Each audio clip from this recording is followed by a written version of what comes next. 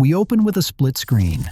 On the left, a rancher stands in a field of cracked, bone-dry earth, writing a massive check for a truckload of irrigated soy just to keep his starving cattle alive. On the right, a rancher sinks his hand into rich, dark, moist soil that has not seen rain in a month, while his herd devours a dense, green protein cake pressed from the exact crop that fixed his dirt.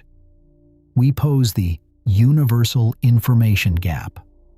Why is the FDA actively blocking ranchers from growing a drought-proof superplant that shatters concrete hard dirt, traps thousands of gallons of water per acre, and produces a 30% crude protein feed that perfectly balances a cow's rumen?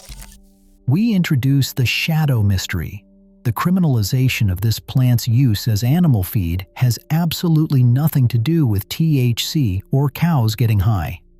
It is a bureaucratic blockade constructed by the synthetic feed industry, demanding millions of dollars in safety data to prevent a free, soil-building weed from destroying the commercial soy monopoly.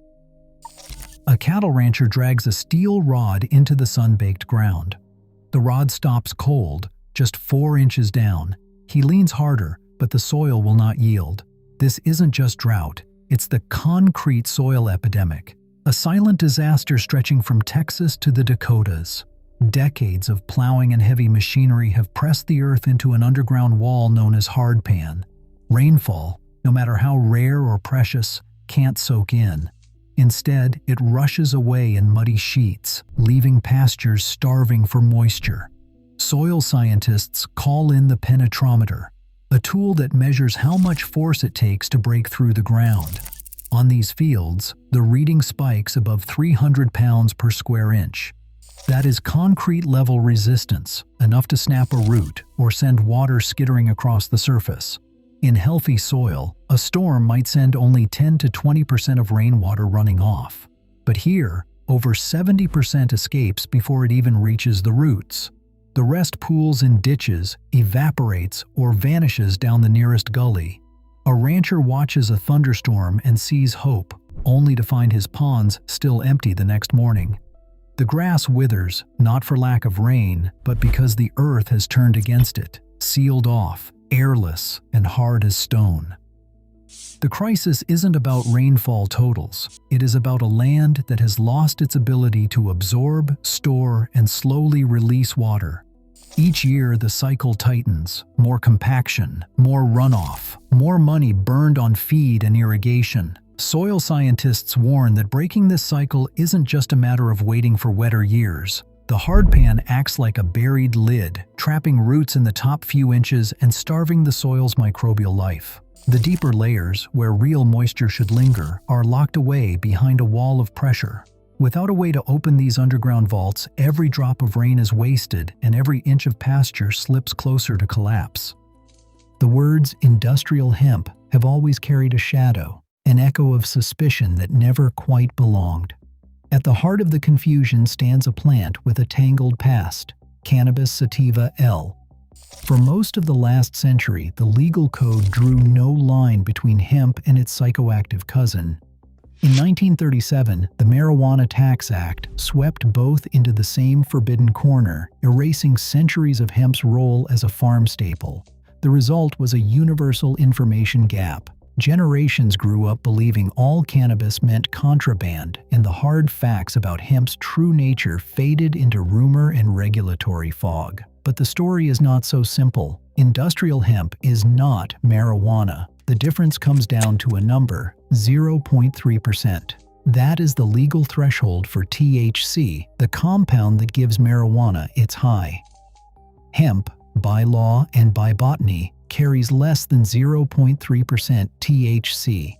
It cannot intoxicate a person or an animal. Yet for decades, this distinction was ignored. Seed catalogs vanished, research plots were bulldozed, and farmers who once grew hemp for rope, oil, and bedding watched the crop disappear beneath a blanket of suspicion. The 2018 Farm Bill finally cracked open the door. With a single line, Congress carved out a space for hemp, defining it as any cannabis sativa L plant containing less than 0.3% THC by dry weight. This language, dry as it sounds, rewrote the rules for American agriculture. States like Kentucky and Montana rushed to plant fields once again, betting on a crop that promised both fiber and protein. By 2019, Kentucky alone reported over 5,000 acres in hemp production, still a fraction of its pre-ban heyday, but proof of a slow resurrection. Yet even as the law changed, the shadow of mystery lingered. Hemp was legal to grow, but not to feed. The Food and Drug Administration and the Association of American Feed Control Officials drew a new red line: no hemp in the mouths of food-producing animals. While the roots could break the soil and the leaves could shade the ground, the seed cake, packed with protein, remained locked behind a wall of regulatory caution. The crop was both remedy and outlaw, a solution waiting in limbo. In the fields, hemp's green shoots rose against the concrete soil epidemic, but in the rule books, its identity crisis endured. The next chapter would be written not just in the soil, but in the fine print of federal code. A soil scientist kneels at the edge of a hemp field, shovel in hand. He slices deep, lifts a slab, and the secret is plain to see. A taproot, thick as a thumb, plunges straight down through the old hardpan. In fields where roots once curled helplessly against a concrete barrier, hemp's taproot drives a wedge, sometimes reaching 9 feet in a single season. The soil, once packed and airless, now splits open along the root's path. Water follows, soaking deeper with every storm.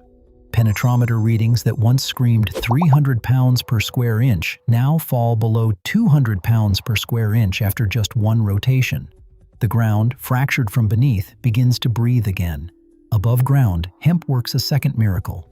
Within 3 weeks of planting, 21 days, sometimes less, the crop closes its canopy. Tens of thousands of broad leaves knit together overhead, casting a living shade across the field. The sun's hammering heat can no longer bake the soil bare. Surface temperatures drop by 15 degrees or more. Evaporation rates plummet, cut by at least 60%. Where bare dirt would lose a half-inch of moisture in a single July afternoon, the shaded ground holds its water like a sponge. Paired infrared and evaporimeter logs tell the story in numbers. A field left open cooks at 110 degrees Fahrenheit, but under hemp, the soil rarely breaks 95 degrees Fahrenheit. Rain that once vanished in a day now lingers for a week, feeding microbes, keeping roots alive. This is not theory, it is fieldwork. In Pennsylvania, root excavations after 2 hemp rotations reveal taproots punching through layers that stopped wheat and corn cold. In Texas, soil probes after a summer storm show 35% higher moisture where hemp grew the year before. The scientist dusts his hands and points to the evidence: bio-drilled channels, open cracks, and a mat of leaf litter that seals in the gains. The hardpan is no match for a plant built to break barriers both above and below. In 3 weeks, the field that once shed water like a tin roof begins to drink it in, drop by precious drop. Water doesn't just disappear in a hemp field, it finds a way in. Where the taproot has punched through the old hardpan, rainwater follows, slipping down into the cracks and tunnels left behind. These bio-drilled channels, some as wide as a pencil, act as expressways for every drop. Instead of sheeting off the surface or pooling uselessly in ditches, water soaks deep, feeding roots and waking up soil life that has been dormant for years. A rancher, wrist-deep in the earth, pulls up a handful of dark, crumbly soil. It's not just loose, it's moist, even after weeks without rain. The secret is in the numbers. Every 1% increase in soil organic matter means the ground can hold up to 20,000 gallons more water per acre inch. Hemp doesn't just drill, it builds. As the plant grows, it drops leaves and stems, up to a quarter of its total mass, onto the ground.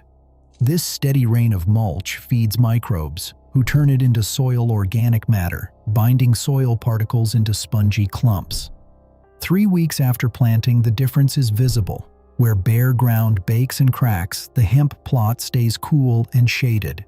Penetrometer readings drop, macropores multiply, and the soil's ability to absorb and hold water rises by 2 times, sometimes 5 times. After a storm, moisture probes show 30 to 50% deeper wetting under hemp than in neighboring fields. The mulch mat, thick with decaying stems and leaves, locks in every precious inch of rainfall, cutting evaporation to the bone. This isn't a one-season trick. The gains stack up year after year. Each rotation leaves behind more soil organic matter, more channels, and more capacity to hold water against the next drought. The field that once repelled rain now drinks it in. The rancher, who once measured soil in inches of dust, now measures it in hours of moisture, days of green, and gallons saved. The hardpan crisis gives way to a living sponge, built root by root, leaf by leaf, and measured in the slow, steady rise of hope with every storm that rolls across the prairie. A rancher sits at the kitchen table, ledger open, pencil tapping. Outside, the pastures are a patchwork of dust and brittle grass. Inside, the numbers refuse to add up. Feed costs have become a second mortgage, and the culprit stares back from every invoice: soy and alfalfa. These crops, once sold as lifelines, now tighten the noose. Soybeans demand 200 to 300 gallons of water for every pound of protein they yield. Alfalfa is nearly as thirsty, draining 150 to 250 gallons per pound. In a year when the sky forgets to rain, every bale and every bag is a silent siphon, pulling dollars and groundwater in equal measure. The feed market offers no escape. 90% of U.S. soy now sprouts from patented GMO seed. 4 companies control the lion's share of processing, shipping, and price setting. When the Midwest droughts, prices spike in Texas.